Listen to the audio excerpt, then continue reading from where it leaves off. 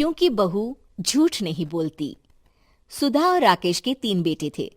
शादी के बाद तीनों माँ बाप से दूर रहते और सिर्फ त्योहारों में आते। माँ जी, पिताजी, अगली बार आप लोग हमारे घर आइएगा। अरे नहीं बहू, सब यही आ जाते हैं तो घर खिला खिला लगता है। हाँ बहू, तू हमेशा बुलाती है तो जरूर आएंगे तेरे पास भी। हाँ हाँ, दीदी का घर बड़ा जो है, सब कुछ आपने शादी के बाद दीदी को ही तो दे दिया था। हमें भी दिया होता तो हम भी बड़ा घर लेते। क्यों सुनील? अरे नहीं नहीं, पापा ने सबको एक बराबर ही दिया है। छोटी बहू, क्या चाहिए तुम्हें, बोलो। वो आपके सोने की चेन वाली घड़ी है ना, वो अगर आप मुझे। तभी वहाँ मजली बहू भी आ जाती है। और मुझे ना आपका मंगलसूत्र कितना लंबा, सुंदर और भारी भी है। अरे हाँ हाँ, तुम दोनों को ही दूंगी बहू, चिंता ना करो। चलो अब खाना लगाओ, खाना खाया जाए। सभी मिलकर खाना खाते हैं कि पड़ोसन आ जाती है। अरे सुधा बहन, थोड़ी चीनी तो देना, घर में शक्कर नहीं है और मेहमान सर पर बैठे हैं। अरे छोटी बहू, चाची को शक्कर तो दे दो।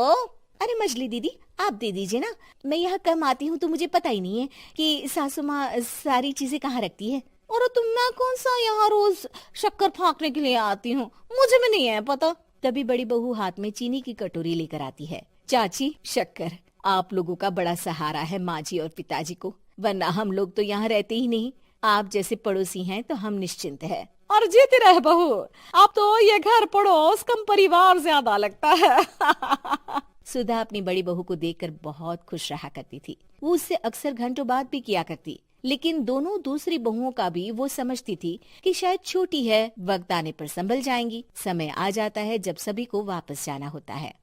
माँ जी, हम लोगों की फ्लाइट पहले है, हमें इजाजत दे। वो सास के गले लगकर चली जाती है। थोड़ी देर बाद छोटी बहू कहती है, माँ जी, मैं ना ये सोफे के कवर और चादरें ले जा रही हूँ, यहाँ तो ऐसी ही पड़ी रहेंगी। हाँ हाँ बहू, ले जा, और कुछ चाहिए तो बोल। और तो चाहिए बहुत कुछ, पर चलिए कोई बात नहीं, अगली बार ले जाऊंगी मैं। ऐसे ही मंजली बहू भी घर का बहुत सारा सामान ले जाती है। सभी के जाने के बाद सुधा राकेश से कहती है, घर कितना सूना लग रहा है ना। हाँ, और खाली भी। तुम्हारी दोनों बहुएं सब बटोर गई।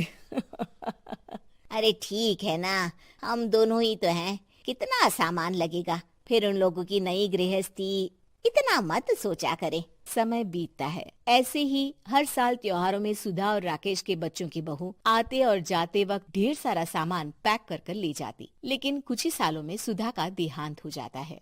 पिताजी, आप यहाँ अकेले क्या करेंगे? हम लोगों के साथ चलिए।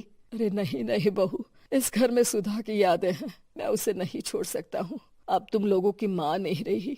देख लो, वैसे तो मैंने उसके जीते जी सब कुछ दे दिया है, लेकिन कुछ उसका पर्सनल कीमती सामान था जो ये है, ले लो। सामान में होती है एक घड़ी और एक मंगलसूत्र। माँ जी ने कहा था कि वो ये घड़ी मुझे देंगी। हाँ हाँ, पिताजी, माँ ने सबके सामने ये घड़ी सरिता को देने के लिए कहा था। उठा लो सरिता माँ की घड़ी। अब क्या था, छोटी बहू फट से घड़ी उठा लेती है। और पिताजी, ये मंगलसूत्र तो माँ ने मुझे ही देने को कहा था, याद है ना? वो सभी की ओर इशारा करती है। तू भी ले ले ये हार बेटा, कोई बात नहीं। मंजली फटाक से हार उठा लेती है। ससुर बड़ी बहू की तरफ देखते हैं। तुझे क्या दूं बेटा? पिताजी, माँ ने एक चीज मेरे लिए भी रखी है। सभी के कान खड़े हो जाते हैं कि आखिर सास ने क्या रखा होगा बड़ी के लिए। अरे माँ जी तो दीदी से प्यार भी ज्यादा ही करती थी, हमेशा उनसे बात किया करती। जरूर कोई बड़ी और अपनी प्रिय चीज दी होगी दीदी को। और देख लेते हैं ना, वरना तो हम भी बराबर का बंटवारा करेंगे। हाँ हाँ, कर लेना बंटवारा। लेकिन बड़ी बहू, बताओ तो, सुधा ने क्या रखा है तुम्हारे लिए? अभी तो हम लोग यही हैं पापा जी, जब जाने लगेंगे तो बता दूंगी। बड़ी बहू के मुंह से ये बात सुनकर बाकी दो बहुएं सोचने लगती हैं कि आखिर क्या है जो दीदी को सासू माँ देकर गई हैं। दीदी, ऐसा तो नहीं ना कि पूरे घर का आधा हिस्सा माँ बड़ी भाभी को देकर गई हो? तभी वहाँ ससुर आ जाते हैं। नहीं नहीं, ऐसा कुछ नहीं है। मकान तो तुम तीनों का बराबर से है। देखो, बड़ी बहू से तुम्हारी सास ज्यादा जुड़ी थी, न जाने क्यों घंटों बात किया करती थी। पता नहीं क्या देकर गई है उसे। और ससुर जी, आपको क्या पता, चालाकी से पूरे घर के पेपर में साइन करवा लिए हो, या फिर कोई छुपा गहना। आखिर मकान पूरा तो आपने सासू माँ के नाम ही कर रखा था ना। अब घर में ये सस्पेंस बन जाता है कि आखिर बड़ी बहू क्या लेकर जाएगी। फिर वो दिन भी आ जाता है जब बड़ी बहू के जाने का समय हो जाता है। बेटा, परसों तुम चली जाओगी, बताया नहीं, माँ ने तुम्हें क्या दिया? घड़ी और हार जो बेशकीमती था और तुम्हारी सास को सबसे ज्यादा प्रिय था, उसका तो बंटवारा भी हो चुका है। अब तुम्हारी बारी। हाँ पिताजी, आज मैं ये बात बताने ही वाली थी। माँ ने मुझे उससे भी बेशकीमती चीज दी है और वो है आप। आपसे अधिक प्रिय उन्हें कुछ नहीं था। माँ चाहती थी कि आप मेरे साथ रहें। चलिए पिताजी। बेटा, मेरे पास तो कोई पेंशन भी नहीं है और ना ही कोई प्रॉपर्टी।